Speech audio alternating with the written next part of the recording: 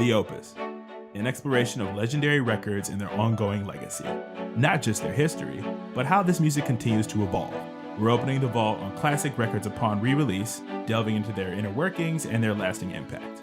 Maybe you're a longtime fan and wants to go a little deeper. Maybe you're a first-time listener and you're curious to hear more. Either way, you're in the right place. Find us at Consequence of Sound or wherever you tune in to podcasts.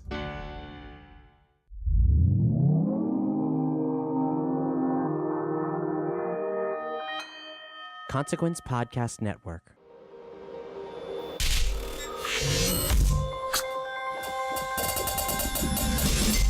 Welcome to another edition of Kyle Meredith With. It's an audio interview series presented by WFPK Independent Louisville at WFPK.org, Consequence of Sound, and the Consequence Podcast Network. Take a second before we get started to hit the subscribe button wherever you're listening from right now. That might be at YouTube, Spotify, iTunes, Apple Podcasts, wherever you're listening from. Hit that subscribe button. We put out interviews every Monday, Wednesday, and Friday at Consequence of Sound, and would love to keep you up to date. I'm Kyle Meredith. It's a really cool special episode, a Walk the Moon extravaganza. In fact, it's going to be a 4-part episode. I've had the pleasure of knowing the guys for a very long time and being able to speak with them a lot of times over the years. So for this episode, we're going to feature 4 of those interviews. The most recent happening when they just stopped into the WFPK studios. Then we'll also play one from last year when they released What If Nothing. After that, it's a 2015 interview right after the success of Shut Up and Dance when they were releasing Talking Is Hard. And we'll round it out with 2012 at a South by Southwest event just after their debut started getting some traction. But we'll start again with a recent drop into the WFPK studios for a WFPK members-only performance. It was the first stop of their 2019 tour, having just released a brand new single called Timebomb. We got to talk about the early days, as well as incorporating The Lion King into their live show, and what it was like to be included on the Ghostbusters reboots and getting to do the theme song. We're going deep into our history here. It's Kyle Meredith with Walk the Moon. Fellas, it is so great to have you back here in town. Thank you so much. So grateful to be here. This is awesome. Yeah, you're mentioning those early days, and do I have it wrong? Did you all do like your label showcase here in town? Was that part of it? I don't think we've ever done a label showcase. Something like that, yeah. There was a moment at Headliners early on. Oh, and it was like, and we got, maybe it was a celebration of you getting signed or something, I don't know. But there was a time, there was like a 2-month period where we were being wined and dined by, different labels or managers or lawyers and stuff in Louisville. We actually had a show at a university. Oh, was that in Lexington? Oh, that was in Lexington. I'm sorry. That was the first time our lawyer saw us. That's a different show. I don't know. It's also a magical moment. It was very long time ago. It was a long time ago. Those were the Stinky Van days when we're driving around. There's like 8 of us packed in a van, and we're driving back and forth across the country chasing whatever show we could play, and you guys were playing our song. It was pretty Dude, it was cool. awesome. I mean, and to see everything that's happened to you guys over the years has just been amazing. I mean, we're awful proud of you anyway, for what that's worth. Thank you. And you started the new leg of the tour here. It just started last night at the Mercury Ballroom, getting things started right there. You're going to be playing tonight again behind that. I saw that you guys, if I have it right, if the fans have it right, I should say, you even debuted a couple songs live. One of those was Feels Good to Be High, made its live debut last night? That's right. Yeah. So is that going to be, I mean, are you guys going to take those moments the rest of the tour? You get that chance to go deeper. Yeah, I mean, that's the fun of playing our headline show, and also now the fun and kind of the challenge of having 3 records and change under our belt is choosing what moments from each era of our own music to share and to offer each night. It's kind of, I don't know, it's like scary and painful sometimes because we're like, we want to play this and this and this. Well, plus, I mean, when you get a big hit or when a new album comes out, suddenly you have brand new fans that aren't as familiar with you. I mean, yeah, I get the struggle with there. Like, who do we make happy with this song? Right. There's always this situation where like you see a bunch of people demanding a certain song, and so you put it in the set list, but you have to get rid of that like another song, and then inevitably the next day everyone's upset that you cut that other song. And it's a good problem to have, right? You guys have been walking out to The Lion King. Where did that come from? That was an ex-girlfriend's idea at some point. It's a good question for me to ask. Yeah. That ended up being the best thing we ever did. We've tried a couple other ideas at the top of the show, and they just don't come close. Yeah, nothing comes close to Rafiki holding up young Simba. It's a pretty big moment, and with the revival happening too. I mean, the new Lion King movie on the way. That's right. That's really they were inspired by. That's why you're doing by Walk the Moon for that. Right. Well, speaking of that and being part of movies, famously, you all were part of the Ghostbusters reboot a few years back. What was that experience like? Because of all the songs to get, you all landed the theme song, the song. There were a few opportunities going in the air at the time, and we actually were really passionate about doing a very traditional cover, like a sort of faithful to the original version, and it was cool. We had flown in. That was part of this crazy tour where we were in 2 months. We were in 25 countries, and we were sort of in the middle of that. We had flown in from Chile, and we were on our way to Salt Lake. And we stopped in. This is a Mad Lib. We stopped in L.A. Root beer. and I was wearing lederhosen. Turtleneck. Yeah. And we had been up all night on the plane, and then and spent 12 hours in the studio. Like, literally Kevin is like asleep at my feet as I'm like recording keyboard parts. That's where you can usually find me. That's where Kevin always sleeps. Asleep at his feet. That's another story. No, it was cool. We got to, we're using these old analog keyboards and like hunting down these old sounds and just trying to make it, trying to do everybody proud and do the original version. Yeah. Have you thought about doing the live mashup of I Want a New Drug, the Huey Lewis? Oh, man. Definitely. Oh, wow. Because that's the history, that song, You're right. they sort of ripped the other one off. Wild. Yeah. It would be a reference that only some people would get. I'm going to plant that seed right there. What? I'm planting that seed. Great. Just to All right. make that. And the new version of Ghostbusters too. So maybe it all ties together. It's all coming. It's all happening. It's all happening. The newest stuff. I know you guys got the last record, which is now coming up on a couple years old. What If Nothing? A fantastic record. Congratulations on that one. Thank you. But there's a new song. There's already new music in the air. You guys just released Timebomb, and I think the video is like brand new too, right? Yeah. So yesterday. So what's the story here? Where does this song come from? The song is what? Say what? Oh, Kevin's pointing to his heart for all our listeners back home. The song. I think it makes me think of that everything worth working for in life is a risk, because it might blow up in your face, or inevitably it's going to end. And so love is one of those things, and love is risky. And that's what this song's about. It's a perfect sentiment these days. Yeah. Yeah.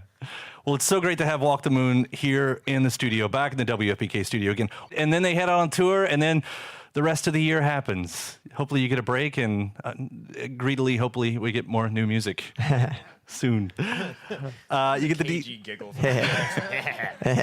diabolical. Get the details on the show at WFPK.org.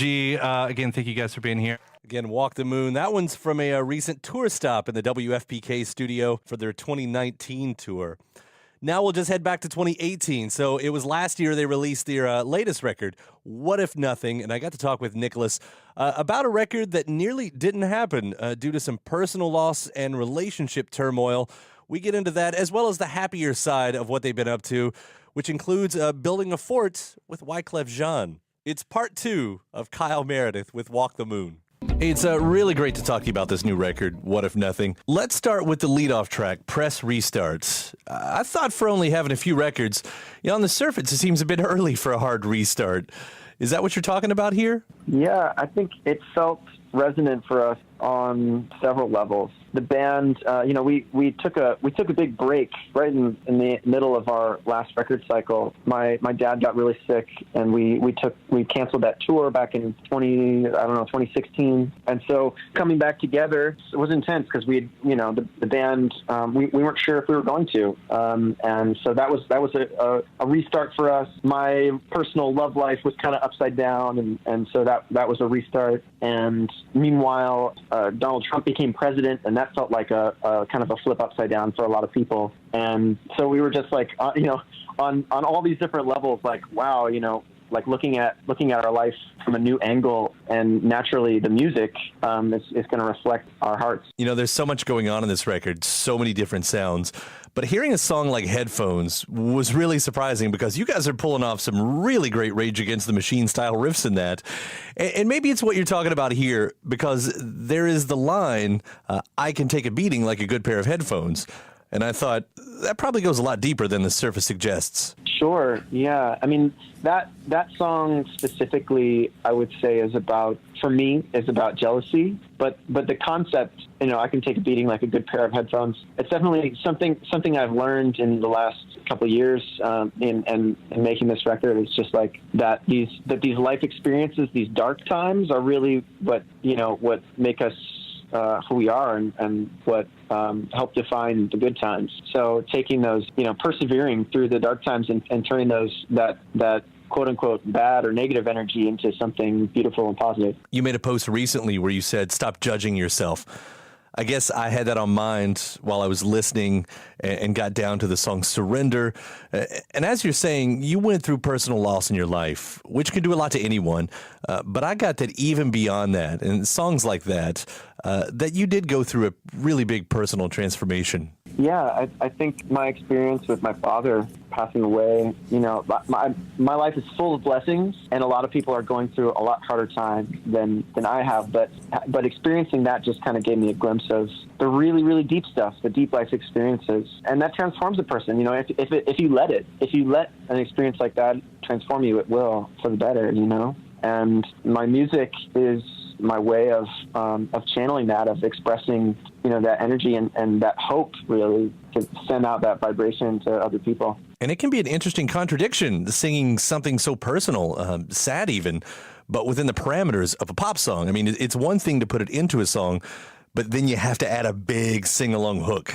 Right. Well, pop music, I think, has gotten this connotation of like being the equivalent of small talk. It's like surface level, candy, like it's not supposed to have any depth or meaning, and I think that's bullshit. I think pop music just means music that can be accessed by anyone, and so if we can inject the radio with pop music that's got some meaning and heart, then great. There's a lot of artists out there doing that, and we want to be a part of that. In one sense, there are a lot of breadcrumbs back to that early music, your early music. But in another sense, you've come a long way since I Can Lift a Car. How do those songs sound to you now, if you even do go listen to them?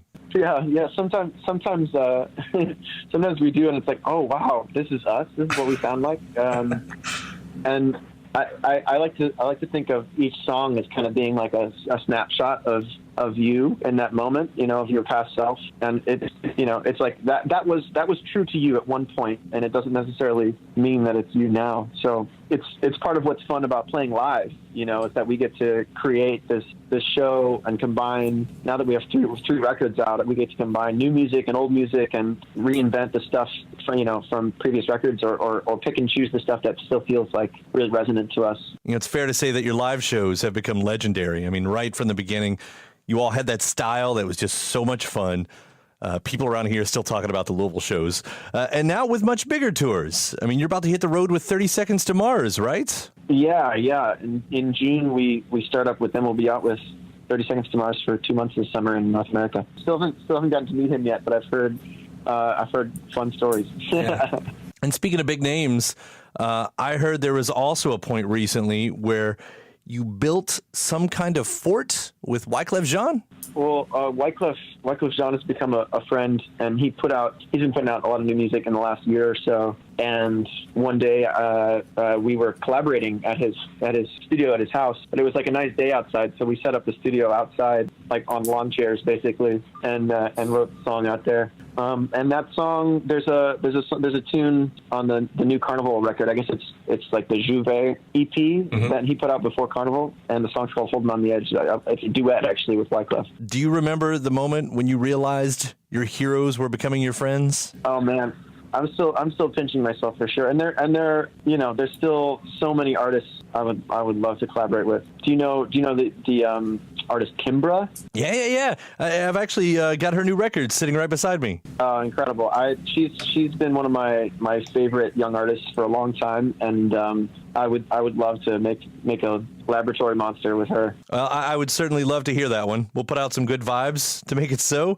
But yeah, thanks for the call, buddy. And again, congrats on another big record with What If Nothing. Yeah, thank you. Thanks for thinking of us, and hope to see you out on the road. Definitely, man. Take care. All right. Adios. And thanks to Nicholas for that call right there. That was behind the Walk the Moon record, What If Nothing. Now let's turn those clocks back to 2015. This is when Walk the Moon had just released the record Talking Is Hard, following up the huge success of Shut Up and Dance, a song that was heard everywhere, all the time. So, of course, one of the questions I had to ask was, what's the biggest purchase you've made now that you're successful? We did talk about that, as well as the record Talking Is Hard. There's some discussion on the LGBTQ community, as well as climate change. There's a lot happening in this interview. Part 3 of Kyle Meredith with Walk the Moon. Hello. It's great to see you guys again. It's great to be here, dude. We've been talking off mic before this, and so many things have changed. We go way back to the beginning, and I feel like I should be able to say that at this time. Like, I don't get to say that with a lot of bands, but geez, our relationship goes back to that very first little moment. Absolutely. Yeah. I remember coming in here and loading in our stuff in the performance room back there a long time ago. When, some of the first times we were ever playing some of those songs. Yeah. And I think probably the first copy of anything you had from us was like a CDR. Was the CDR? Because it was a little jacket with handwriting on it. Brian, who was playing with the CD Seeds at the time, had passed it up and said, "You got to hear this band." And yes, we will play this all the time. We will. And, anyway, man, it's been a great few years for you guys. Congratulations. Thank you so much. Yeah, this isn't a bad little life you guys are leading. Yeah, it's going all right. If the dreams are coming true, I don't know. You bought a lawnmower. I bought a lawnmower. When you can say that you bought a lawnmower at 28. When you have something to mow. Yeah. I mean, there you go. He's the only one so far. We're all trying to catch up. What's going to be the equivalent of your lawnmower? What's that going to be? I don't know. I have a cat. I need a new litter box, probably. It's going to be a fancy litter box. Oh, yeah. It's going to be the best, only the best litter box. It's going to have a little scratch pole on the back. Nothing but the best people. Pom-poms. Well, let's talk about this because the new record, Talking Is Hard, I have written down here, interviews are hard. And then that reminded me of the Radiohead thing of meeting people is easy. Right. Yeah. Right. And it all goes around because I feel for the musicians. Like, I'm always the one on this side. I just have to think of the questions and you don't know what's coming at you. And talking does become very hard. I'm pretty sure that's not exactly what you're talking about here, but at the same time, it's like, interviews are hard. Yeah, there's something all-encompassing about what we ended up with for the record title, you know? I mean, it is the day-to-day. Like, we are in this world where, you can talk to anyone on the planet instantaneously, but it's still difficult just to have a conversation with someone right in front of you.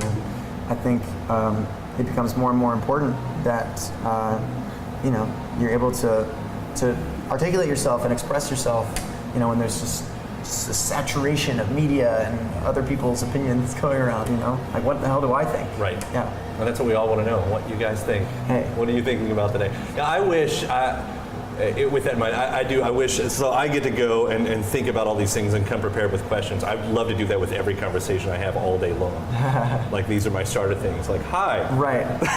Like, you're pretty. Wait for it. It's a great album. Thank you. It's different than the first album, and I guess I can't find the word. Concise comes to mind. Like, pop isn't easy to write. I feel like anybody can pull out an acoustic guitar and pull a GCD out, and it might not be the greatest song ever, but you can pull it off. But pop seems like that's a really difficult thing when you guys are doing that, and you are a brand of pop rock, For sure. I mean, I think pop music just means, music for the people, right? Yeah, it's right. music that lots of people can get into, and I don't know, for us, we always wanted to be like the bands like Coldplay and Green Day that were rock bands that made it into the pop world and stayed true to themselves, and people love them for that. Yeah. But like, how long does it take you guys from the beginning of a song to get it from here, to where it's ready for press? All different amounts of time. Yeah. Especially for this album, we had to take that into account. Yeah. So this is the first time that we didn't have a lifetime to write No, this you're on the album. clock now. And so for the first time ever, we actually took time out. We took 6 weeks out of 2 years ago. Yeah, summer. Wow. Summer 2013. Yeah. Summer 2013, we moved into an old Masonic lodge in northern Kentucky, right across the river from Cincinnati, and we got to live there and write there and just be creative in a space all to ourselves, and it was a very inspiring space. But that's got to be so different of saying where it would just organically you'd be writing over a few years and like, no, we have a good group of songs, and now it's like clean slate. Yeah. Now we have to do it in the box. Yeah. Well, and we had a sort of stock of ammunition from the previous like 3.5 years of touring. Stuff we'd come up with on the road or in hotel rooms and whatnot. And so to be able to sort of funnel all that into this one set of 6 weeks was really. So it's the next album that's going to be really hard. Right. Yeah, we actually rewrote. We went into the lodge with the goal of writing a song every day. We ended up with 50 songs for the record. Wow. So we got a bunch of ammo for the next one. Yeah. Ultimately, we're probably going to write another 50. Yeah, it's totally going to happen. When does the acoustic album come? Right. Yeah. Like you can look back at the history of bands like that you guys kind of take influence from, bands that you be in the same genre or whatever for, and you kind of see the arc of what happens. Like here it is. And then there's the acoustic album. And it's like, now we've got to do something completely different. Yeah, that's funny. I was just pulling out my old Coldplay record, and like each one is so drastically different. So different. Yeah, and they have such a lengthy. I mean, they have such a long career, such a varied catalog or whatever. These are big vocab words. Yeah, and I don't know. It's just I don't know what turns we're gonna take. I mean, with this record, we went in with the ambition of exploring uncharted territory. We wanted to like go darker and go more soundscapey and romantic, and we wanted to try anything. And I'm really stoked with what we ended up with. So I keep hearing about the darker thing. What makes this album darker? Is it the lyrics? Because I know, and I've got a few songs we're going to talk about here, but is it lyrics or is it a tone, mindset that you guys were looking for? I think it's both. Yeah, I think we really wanted to get serious about some stuff. Yeah. Kind of not get away, but graduate from party band status to, we got so much stuff we're dealing with personally on a daily basis and as a society, and we've got a platform that we can talk about those things from. So. Which you start out the record with different colors, and this is the the LGBTQ community you're talking about here. The first thing I found interesting about that is you guys do really, really well in alternative radio. And historically, that's not a part of two worlds that come together. Was that at all challenging for you guys to step out and say, we're going to make this happen, we're going to make sure this is an issue, we're going to show everyone what's going on? I mean, and we're going to put it right at the beginning of the album, so this is the first thing you hear. Yeah, I don't know. It's just, it's something that in our families and in our friend groups, that people's differences were just kind of accepted and celebrated, and more and more that's becoming the norm, but it's not quite yet, And the O class hasn't completely died. Right. That's what we have to get to, right? Yeah, and so it's just like you said, we have this platform, and it's important to us that we are, like a positive message, and really the record as a whole is about empowerment. And I guess I find it interesting that we're still, unfortunately, having that conversation. I know it's kind of crazy. Because as we're growing up and everything, just with our people our own age group, I guess it doesn't become a thing, and then it's almost becomes every 4 years with a new election. You get hot button issues. Right. That's one of them. We've got Laura Jane Grace with the talking transgender and everything, and that's become the hot button issue. It's like, I didn't expect that we would still be having this conversation in 2015. I know. Yeah. I know. The things we talk about, this happened because it happened. We weren't we weren't sitting around in the Masonic lodge just looking saying, for the. Let's talk about this issue because it's in the exactly. newspaper. It's such a part of our lives, and and we've discovered so many differences just from traveling and meeting so many different people that it just becomes part of the conversation so naturally. And and we've met so many people after shows that have derive some strength from our music and some courage, and that's like that is amazing. Right, that's like the moment right there. Yeah, right. That's the most incredible feeling. So taking ownership of that and going for that, you know, is something new for us, I guess, on this record. I loved it. And on top of it, it's a good song. Thanks. That helps, you know. Yeah. It's actually a good song. And the other one, Up to You, I know I've heard you talk about, you know, having the song having the song to change the world. I don't know if that's the right way to put that and everything, but with everything going on out there and trying to push that through, you can hear that in your scream at the end. You know, it all bubbles up and you can just kind of hear that frustration coming out. Yeah. And whatever that's. Well, and the more that, you know, like you said, like it's hard to believe we're still having this conversation about, you know, like things like equality. Right. And like the more time we spend talking about that, which maybe should be second nature, we're losing time on other issues, you know, that are affecting the world, like climate change and whatnot. That we're just like, okay, we need to put some energy into this, or else, you know. So yeah. I've asked this question before. Do you think a song can change the world? Yeah. And it's almost a difficult thing, and I've heard both sides of this, you know. But I actually got a tweet, or we get fan letters from occasionally from city to city, and this one fan put it in such an awesome way that I realized that the music, how did she put it? Something like the music didn't change me. It gave me the strength. To be the change, or right. To do that in myself. So maybe a song isn't going to change the world, but it might inspire someone else to do it. I don't know. There comes the butterfly effect. Butterfly effect. Yeah, you know, it's just like in Up to You. What we're talking about is a lot of people are sitting around talking about these things and not realizing that we are the people who are going to make the difference. We're gonna, if we want the world to change, we've got to do it ourselves. So take power. You know, all this social media that's happening, all this giving us the ability to sit behind a computer screen and do it isn't the same as getting out there and doing it. But getting some people to talk, because talking is hard. Right. Yeah.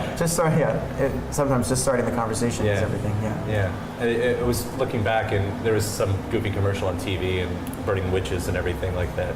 The conversation about how did that happen in history? How did that happen? How was that? That was a real thing, you know, because you had these small groups of people that were cut off from everybody else, and so everything different was scary. Mm-hmm. And it goes back to what we were talking about. And here we are in 2015, and you still have small groups of people who are cut off from everything that have become scary, you know. And we've got to realize that 100 years from now, we're going to look back and be like, how were we doing that? Yeah. Right. Crazy people talking about this back in 2015.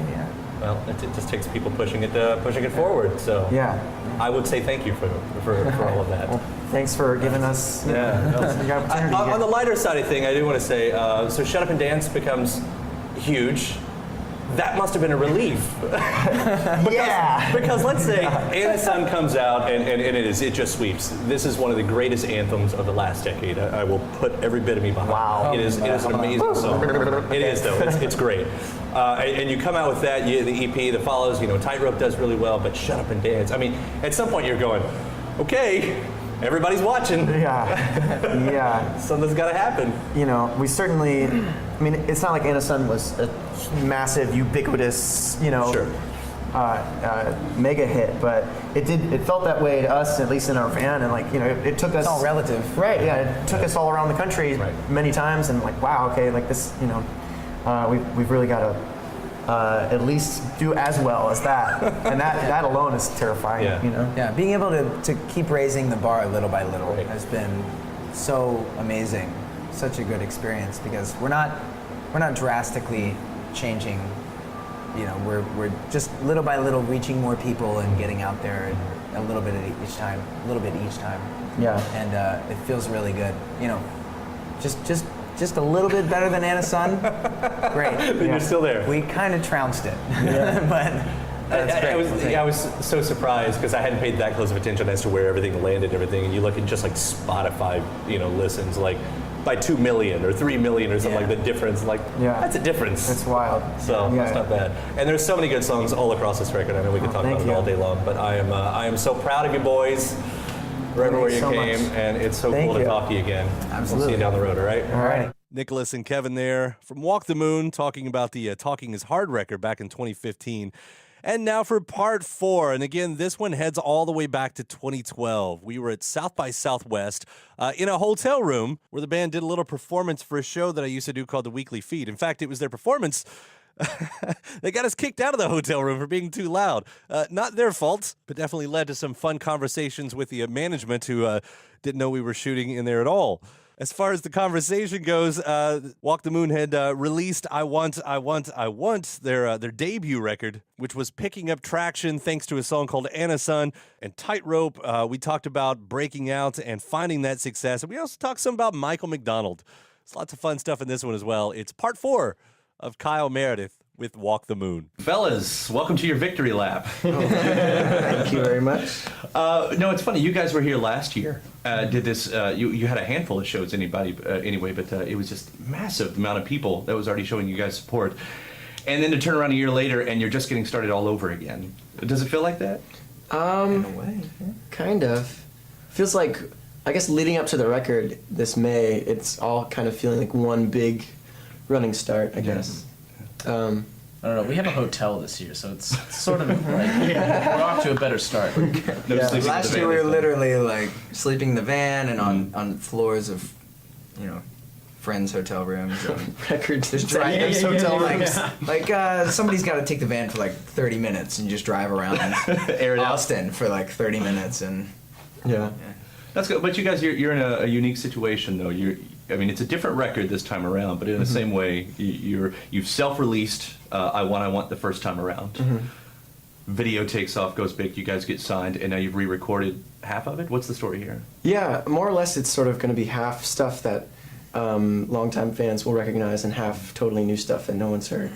And 2 of those songs are on the Anna Sun EP, Tightrope and Next in Line.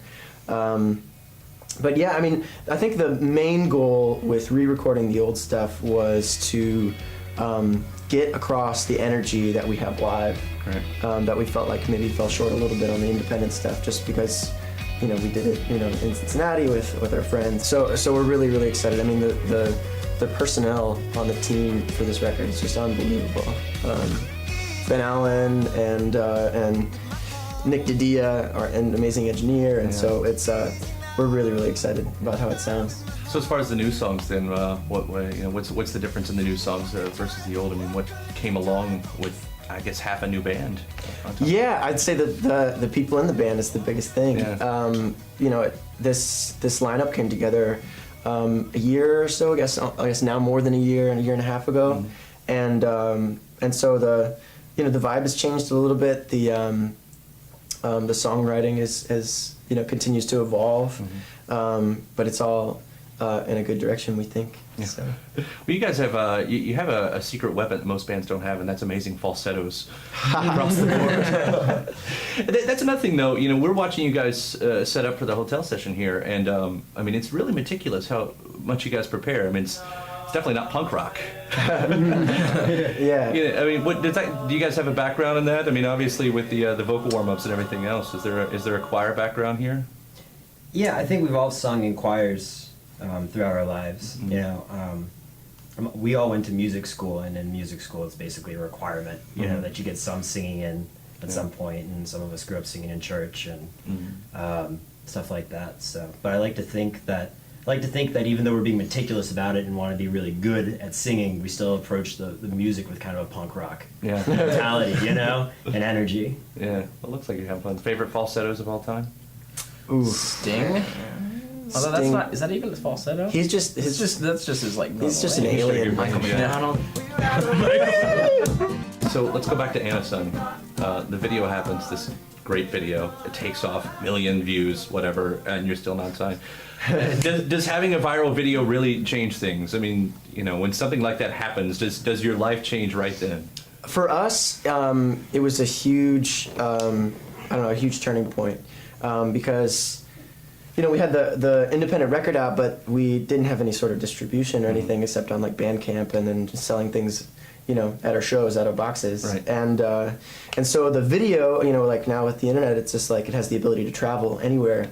And it started getting recognition on various blogs, and that's really how we got, how we sort of, broke in our little way last year. All Things Go was this awesome DC blog that picked it up, and then Neon Gold, and from there it was just like anybody who wanted to know about it did, you know, and it was like our business card when we were starting to meet with like industry folk. Right. It was, you know, hey, they love that video, and you know, people were reacting to the video immediately. So you take a band like OK Go, who kind of, you know, has a similar backstory with a video helping them take off, and now that's half of their life. Do you guys see about getting into videos as much as that? I don't know. I mean, everything they do is really pro, and everything they do is really creative. But I don't know. We haven't had the time to really explore more video We content definitely feel yet. pressure for this next one. We're all pulling our hair out going, oh my God, what are we going to do? We're just gonna hold out for like 10 years, and then So when anything comes up, it'll be like, oh, finally, you know, set the bar low. We're Really just going to put new audio to the same video over and over again. Do you guys have a clue about what you might do as a next video? Which song gets the treatment? Not a clue. Yeah. No. Too early for that? Yeah, probably. Yeah. I don't know. People are reacting really well to the EP songs, though. Tightrope and Next in Line. Yeah. So who knows? Maybe one of those will be the next single or something. Cool. Well, the EP's currently out. When can we expect the next full length? May. God willing, May. Yeah, it all works. All right. Well, good luck on a big year, guys, and another South by Southwest. Thank you. And that's it. 4 parts. Bit of my history with Walk the Moon there. And again, thanks to all the guys for all the time we've had over the years. Their latest single is called Timebomb. They're going to be doing lots more touring this year as well.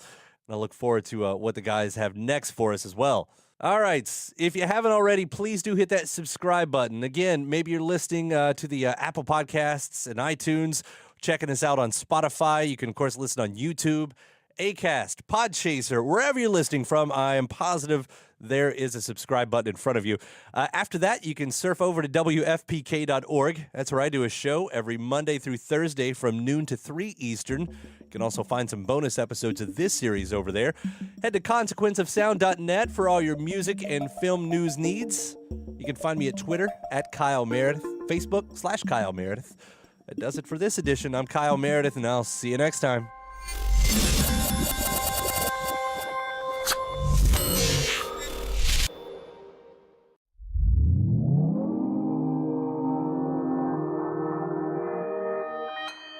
Consequence Podcast Network.